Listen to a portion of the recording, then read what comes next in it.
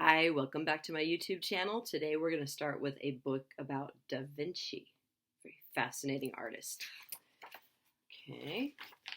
Leonardo da Vinci was born in the small Italian town of Vinci in 1452. He kept the name of his town for his own last name. Here's a self-portrait that he did of himself.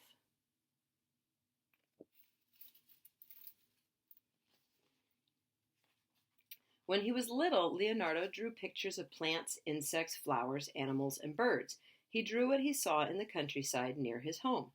Leonardo da Vinci lived during a time when people all over Europe were becoming interested in art. They wanted their cities, houses, and churches to be filled with beautiful statues and paintings. This period of time was called the Renaissance. Okay. And in this cartoon, you can see little Leonardo drawing. And the squirrel is saying, "Gee, this kid is a pretty good artist." And the rabbit says, "Yeah, looks just like me." And the chipmunk says, "Hey, Leonardo, draw me." And the quail says, "Me too."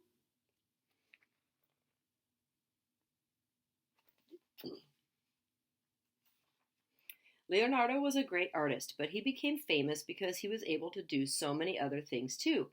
He was an architect, a musician, sculptor, scientist, inventor, and mathematician. Leonardo designed plans for beautiful churches, bridges, even whole cities.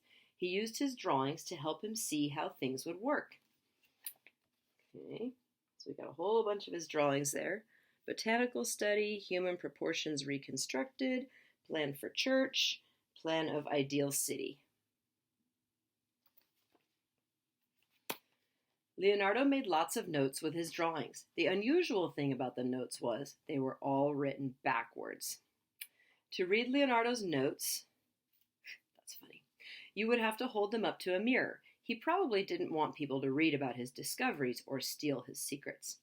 Leonardo used what he learned from nature and science to make his paintings look real.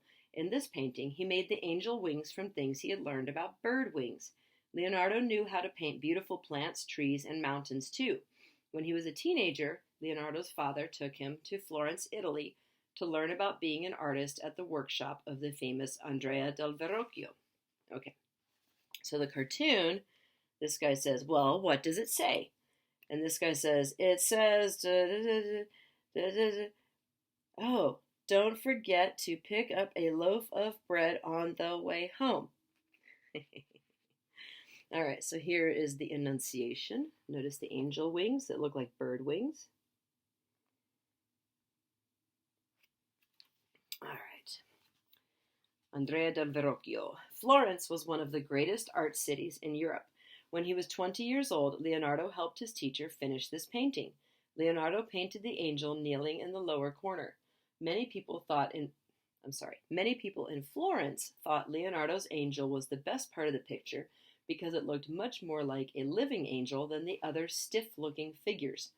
It wasn't long before Leonardo was asked to do whole paintings by himself. Okay, so this is the painting he helped with, and Leonardo did the little angel in the corner, and here is a close-up of that little angel.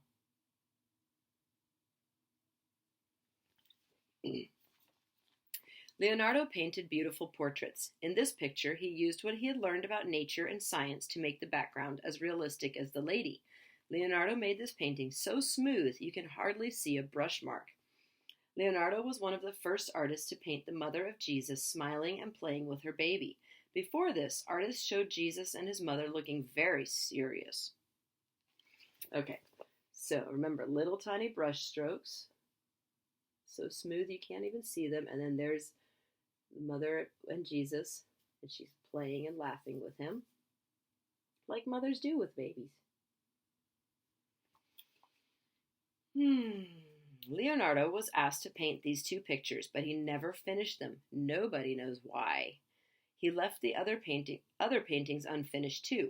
Maybe he got too busy with his experiments and inventions. The people of Florence may have heard about Leonardo's unfinished paintings. About 1482, Leonardo decided to leave Florence and go to another great art city, Milan. Okay, so here's the two paintings he never finished. And in this cartoon, we have this guy saying, "Hey, Leonardo, when are you going to finish my wife's picture?" And the priest saying, when are you going to finish this painting in our church? And this guy saying, if you don't start my portrait soon, I'm going to ask Botticelli to do it. And Leonardo's saying, okay, I'll get right to it as soon as I figure out how to fly. Come back in 3 or 4 years.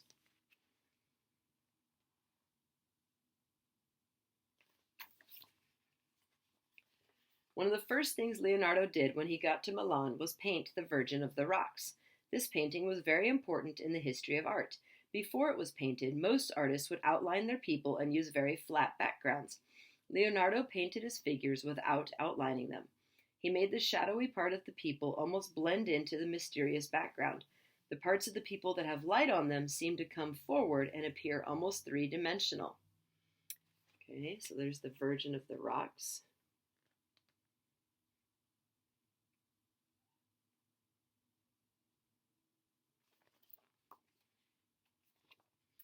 A lot of people must have liked the Virgin of the Rocks because a few years later Leonardo painted another one. They look almost exactly the same. Look at how much more lifelike Leonardo's painting is than this painting, which was done about the same time by another artist. So here's Leonardo's Virgin of the Rocks. There we go. And this is another painting done by a different artist. You can see how much more realistic she looks, especially in the face. This one's very flat, no shadows. He's put some shadows to make her look more 3D. Same with the babies.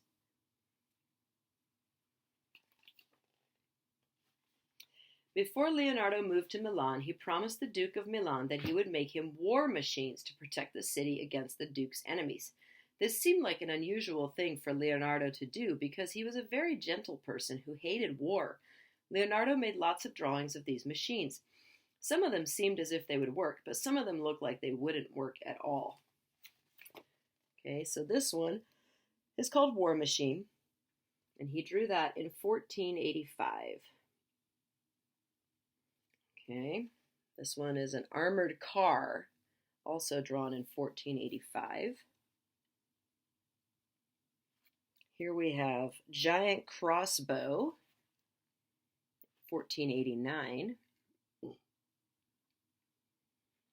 And down here, gee, I wish that Leonardo guy was on our side.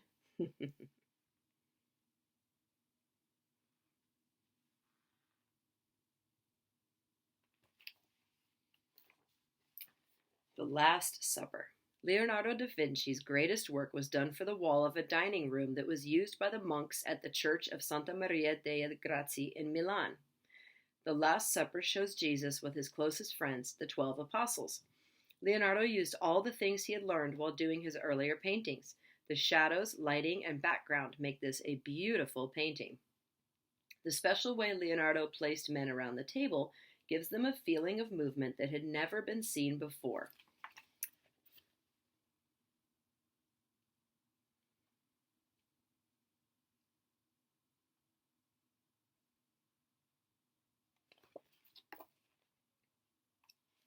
Today, parts of the Last Supper are hard to see because the paint is chipping off.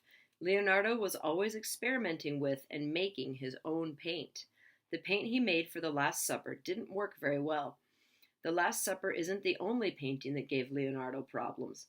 In one painting of a battle scene, the paint almost melted off the wall when Leonardo tried to dry it with fire pots. The Madonna and Child looks all wrinkly because Leonardo may have mixed too much oil in the paint.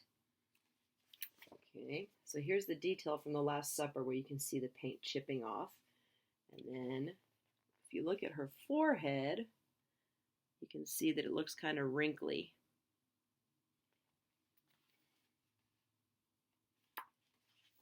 Some things that happened to Leonardo's paintings weren't his fault. It seems that people just couldn't keep their hands off his work. The bottom of Ginevra da Vinci was cut off, and the painting of St. Jerome was cut in half and used as a tabletop. Someone even cut the sides off Leonardo's most famous painting, the Mona Lisa. Ever since Leonardo painted the Mona Lisa, people have been talking about the mysterious look the lady has, especially her smile. And we read another book about Mona Lisa and Katie. No matter where you stand, the Mona Lisa is always looking right into your eyes. Okay, so I'm going to show you these pages first, and then we'll go back to the other ones that were cut. All right, so this cartoon, I've got this great frame, but the painting is too big. And this guy says, don't worry, if I can make you a table, I can fit a painting into a frame.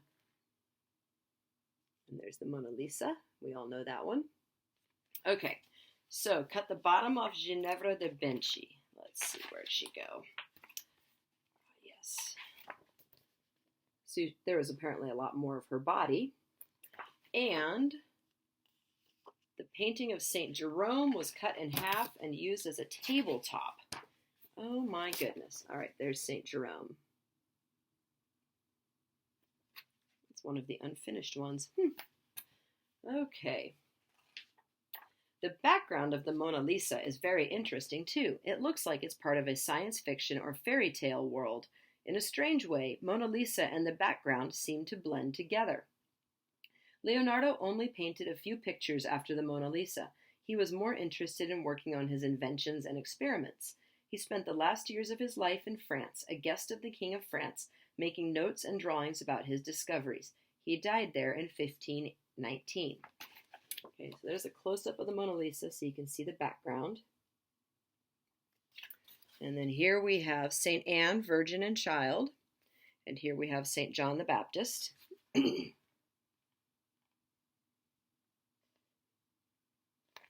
Okay. Leonardo da Vinci was one of the first artists to make his paintings seem real in all ways. He gave the people in his paintings a feeling of movement and being alive. He used dark shadows and light colors to make what he was painting seem to come toward you and away from the painting. Leonardo made his beautiful backgrounds a special part of the whole picture. He always tried to make his paintings as perfect and close to nature as possible. Artists ever since Leonardo da Vinci have learned from the discoveries he made. Okay, so this one is called Detail of the Annunciation. Remember, that was the one where they were talking about the bird wings for the angel wings. And this one is Detail of La Madonna Benoit. Remember, that's the one where the mother was playing with the baby. Detail of Virgin of the Rocks. So this is talking about the background. Detail of St. Anne. Okay.